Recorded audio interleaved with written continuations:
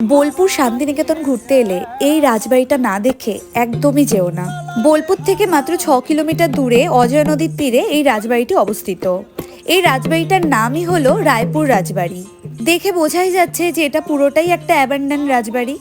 300 বছর পুরনো এই রাজবাড়িটার অবস্থা আজ দেখো প্রায় ধ্বংসাবশেষ। চারদিক দিয়ে ইট পাথর ভেঙে ভেঙে পড়েছে। পঞ্চদশ শতাব্দীতে সিংহ পরিবার অযোধ্যা থেকে আসে রায়পুরে এবং তাদের ব্যবসা বাণিজ্য এখানে শুরু করে। পরবর্তীকালে সেই ব্যবসা এতটাই সাফল্য লাভ করে যে তারা অনেক জমি এখানে কিনে ফেলতে পারে। 20 একর্স বা তার থেকেও বেশি জায়গা জুড়ে এই রাজবাড়িটি অবস্থিত। ইভেন বলা হয় যে মহর্ষি দেবেন্দ্রনাথ ঠাকুর তার ছাতিম গাছের তলায় এবং তার সংলগ্ন অনেক জমি এই সিংহ পরিবারের কাছ থেকে তখন মাত্র 1 টাকার বিনিময়ে কিনেছিলেন, আর যা পরবর্তীকালে শান্তিনিকেতনের বিশ্ববিদ্যালয় শহর গড়ে ওঠে।